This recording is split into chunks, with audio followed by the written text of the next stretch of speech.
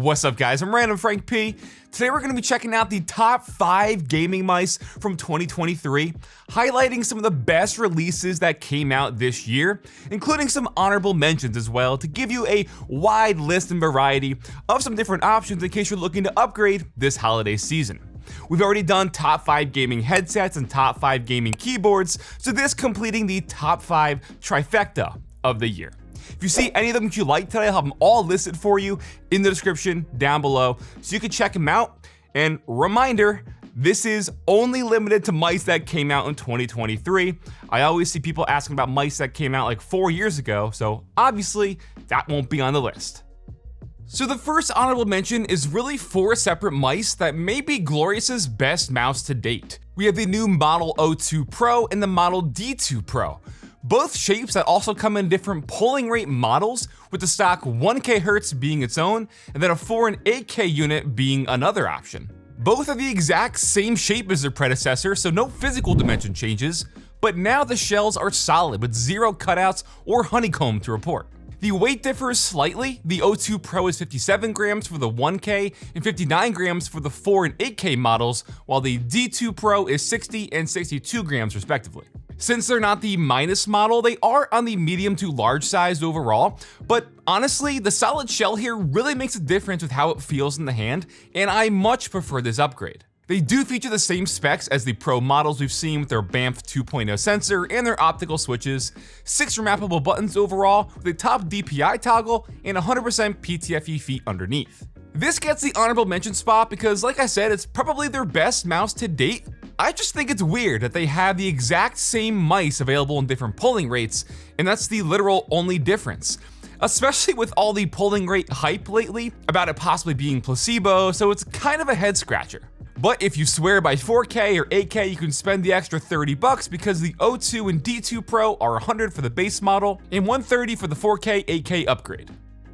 Then the other honorable mention is a mouse that I was critical of, and I still stand by that, but there is a market for its users, and all things considered, on paper, it's a very competitive mouse. That's gonna be the Razer Cobra Pro. This mouse is nearly identical to the Viper Mini Signature Edition that came out, and everyone has been asking for a Razer Viper Mini wireless, and this was supposed to be that, but my gripe is it's not, but that's just my opinion.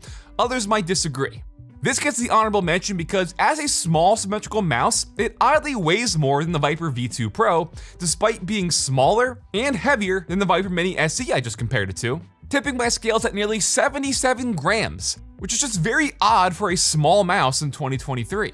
But taking a look around the mouse for its physical features, you do have some rubberized side grips, an RGB scroll wheel with RGB underglow running along the entire bottom side of the mouse, giving it some flair to shine outward on your mouse pad. You also have 2 DPI buttons underneath the scroll wheel, in addition to the profile switching button underneath the mouse, which just seems redundant and kinda odd to me. Underneath, it still uses 100% PTFE feet, including a ring around the sensor. You do have a storage slot for the USB dongle, and connectivity-wise, it connects with that 2.4 GHz dongle, or it can be paired with Bluetooth as well. Using their hyperspeed tech with the 30K Focus Pro sensor, it is still top of the line in regards to accuracy and just sensor efficiency, but this also has the option to upgrade to a 4K Hertz polling rate with a separate purchase of their 4K hyper polling dongle, but stock it is 1K Hertz, and you're starting to see a trend. So at the end of the day, it's not a bad mouse. You know, like I was saying, on paper, specs-wise, it is industry leading with their optical switches and sensor. My issue from the very beginning was the fact that they added unnecessary stuff to the mouse that in return made it like 20 grams heavier than it could have been. If weight isn't a big deal to you and you want a smaller Viper Mini, this can be yours for $130. Now, kicking off the top 5, I want to start with Pulsar with their X2H models.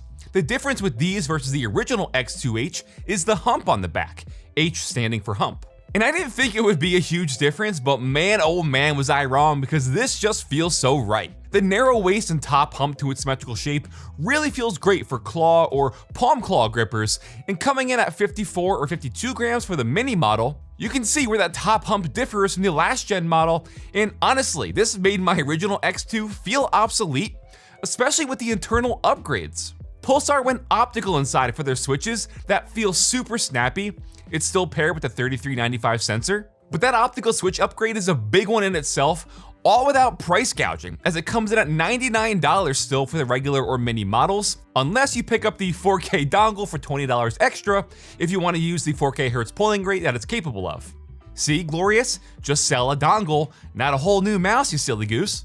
But like I was saying before, still to be determined on how beneficial 4K actually is. Pulsar has been killing it lately, releasing a brand new mouse every few months it seems, from their X2A, X2V2, this X2H, then the V3 and the V3ES. It's honestly hard to keep up. And because of that, I was quick to dismiss this mouse at first because it didn't seem like a big change. It wasn't until I actually tried it and started gaming with it that I noticed how much more natural it feels in my hand, and that hump really makes a big difference. Over the years of my claw fingertip hybrid grip, my hand would always sort of cramp up after a bit, but now the inside of my palm rests comfortably on the hump and it's much less fatiguing. For $100, this is well worth it. Like I was saying, they just keep pumping out brand new mice. Literally, this morning I just got the new V3ES delivered, and it's awesome. So gotta give a lot of props to Pulsar for continually improving upon themselves and just pumping out new mice that are awesome. Now I want to toss it over to my man Dmitry from Hardware Canucks for a look at one of his favorite mice from 2023. Good people, I'm Dmitry. The mouse I keep coming back to is the Razer Harpe Ace. This thing I love. It's got USB-C, dongle compartment at the bottom, no crazy RGB garbage, just a scroll wheel that illuminates for your DPI levels. I know weight isn't everything, but the 54-gram body is fantastic. It's full, solid plastic that feels like a nice chunk of plastic, no perforations in there, nothing is creaking. I've been using this for almost a year. And shape-wise, it's very safe, like a G Pro X, but slightly longer, so it suits my hybrid grip style very well. Excuse the hair. It was actually this mouse that got me into measuring my 180-degree movement on the mouse pad so that I can be a little bit more consistent with my DPI levels when I switch between this mouse and something else. And also I experimented with angle tuning because when I hold this mouse, it is angled, so when I'm trying to aim for the lower, bottom, left, or right, I have some inconsistencies, and being able to adjust that angle tuning in the software actually fixed that, and now my aim is a little bit more comfortable in the lower section, just like I am at the top. I do love the dongle base clip that you can attach to your mouse pad. It can be as close as possible to the mouse for best connection, but also whenever you need to charge this thing after 90 hours, you can, it's right there. This thing does not have the fancy polling rates, 1000 Hz only, so if you want to experiment with 8K Hz, 4K Hz, 2K Hz, for example, you already know this isn't for you. But also anything above 1000 Hz on a lower end system is going to be taxing on your CPU, so 1000 Hz is kind of bulletproof. I never use Bluetooth on this mouse, but it's available, and I actually do like the clicks. Some people say it's like a little mushy or not as crispy enough, but they're much quieter than my Viper SE, and I would say they're crispy enough.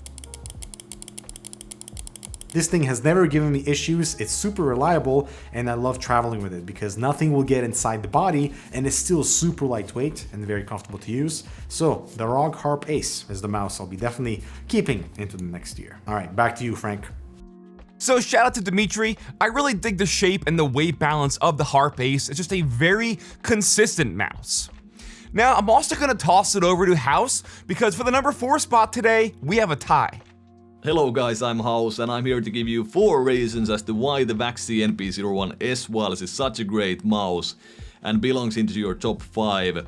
And we can start right away from the clicks, which are very good. So these are light, easy to spam, but they still have that tactile and crispy feel, which is very important to make these clicks feel more premium. And because they are light and easy to actuate, they are good for any kind of game. The second thing for me is going to be the quality and the feel of the mouse. So one thing that I absolutely love about Vaxee mice is the coating, which feels very premium in hand and is extremely grippy, at least for my skin type. That combined with the fact that Vaxee usually does not have any kind of quality issues makes these mice feel very high quality and gives you that great feel of having a premium product. The third reason then again is going to be the wireless performance of these Vaxee mice, which is absolute top notch, and you got the choice of using the competitive mode if you want the absolute lowest latency, and then again you can use the standard mode if you want higher battery life. The fourth reason then again is most likely going to be the biggest reason as to why people enjoy Vaxee mice, and that is going to be the shape. Vaxee shapes always have a unique twist to them, and for example the NP01S wireless is ergonomic and very comfortable for claw grip. That's it from me. I'm a massive fan of the NP01S wireless, but my personal Vaxee favorite is going to be the Logitech AX. So again, a shout out to Haus for showcasing the Vaxee NP01S, with the Harpe Ace being Ambi and then the Vaxee being Ergo. I figured a tie at the number 4 spot would make most sense for those who prefer the specific shape of Ambi versus Ergo. They're both great wireless mice. Now, getting into the number 3 spot. That's gonna be the Razer Viper Mini Signature Edition. This mouse really took the whole mouse market by storm when it dropped in January of this year, and it did so for a few reasons. Not only was it a Viper Mini wireless that people have been asking for, but its magnesium body and polarizing design with the angled cutouts got a lot of people talking, especially when it was announced at $280 and sold in extremely limited batches and drops that are still ongoing today.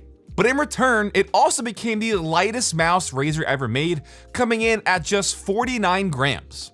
Now, this understandably got people's panties up in a bunch.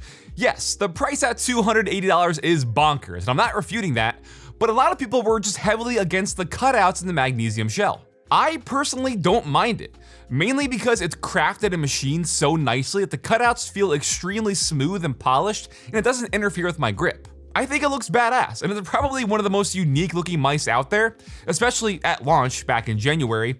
Granted, we've seen companies just pop up and copy the cutout design lately, but I think Razer pulled it off nicely. Some other physical upgrades are the scroll wheel. This isn't plastic and rubber like usual, this is fully aluminum and it feels great to use. Again, coming in at the same shape as the wired Viper Mini from the beginning of 2020, being a wireless version of that, which is ultimately a smaller, lighter Viper V2 Pro, and combining the best of the best technology with their Focus Pro 30K optical sensor and their Gen 3 optical switches. Guess what I'm gonna say next? Yes, the polling rate. Stock, this was capable of 4K Hz out of the box, but Razer recently released an 8K upgrade to game at 8K Hz wirelessly as well. It's really not a question of why this cracks the top 5 today. I personally love it. Gaming with this is just insane due to the shape and the lightweight. It's just not higher up on the list because it's rarely ever in stock and it's almost $300. Now, how about another feature spot today? We're gonna check in with Ali from Optimum Tech for the number 2 spot.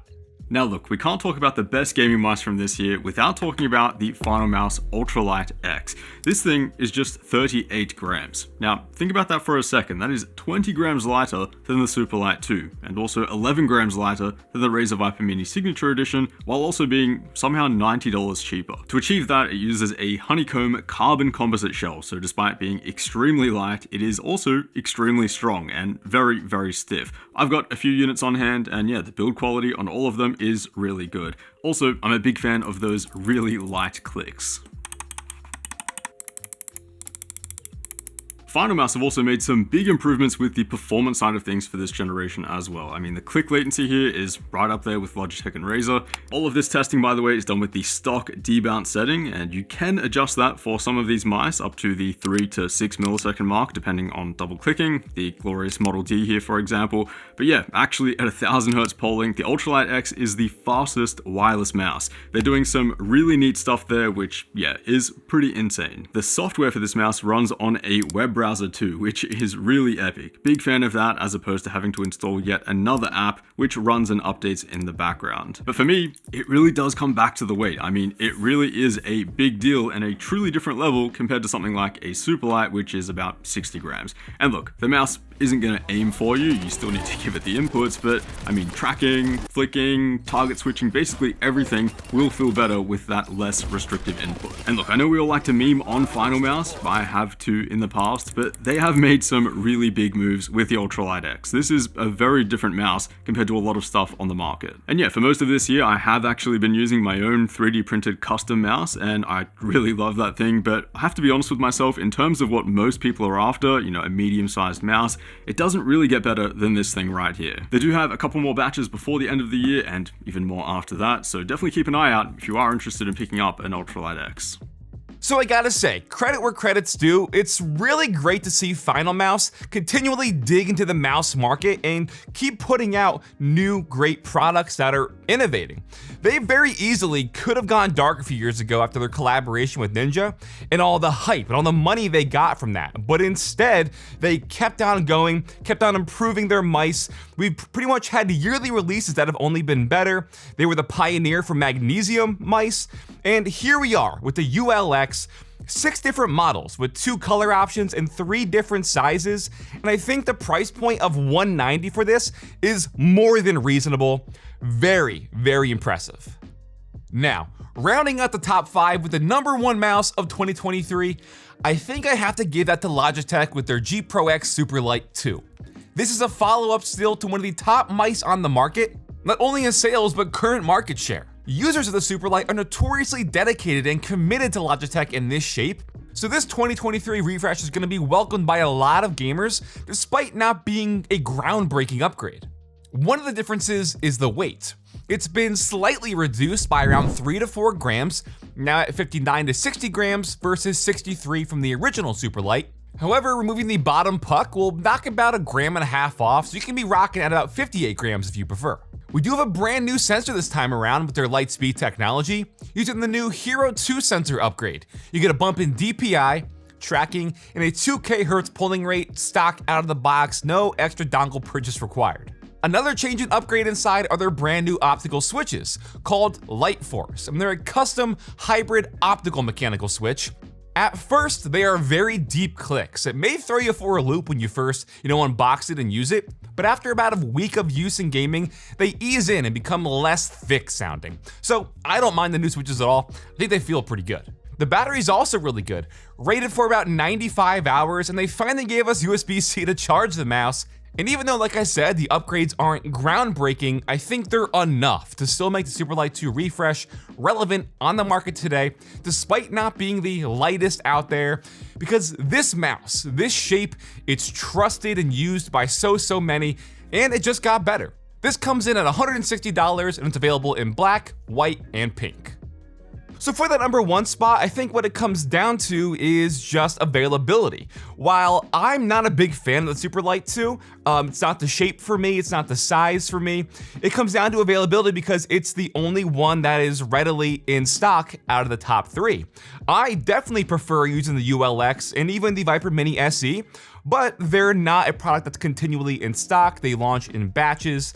And like I was saying before, the Viper Mini SE is just way too expensive. So I think for the price, like I was saying also, given the market share, the Superlight's taking the number 1 spot today. And guys, that'll wrap it up for this video on the top 5 gaming mice of 2023. Plus some honorable mentions. Shout out to all the guests. Their channels and all the mice we showed off today will be listed for you in the description down below, so you can check them out for the holidays you're trying to upgrade or just save a few bucks on these mice. With these holiday sales, odds are you can probably find them on sale as well. If you like this video, give it a big thumbs up to show your support. Feel free to follow me on Twitter at randomfrankp. And lastly, if you haven't already, hit that subscribe button. Hope you all enjoyed. Have a good day.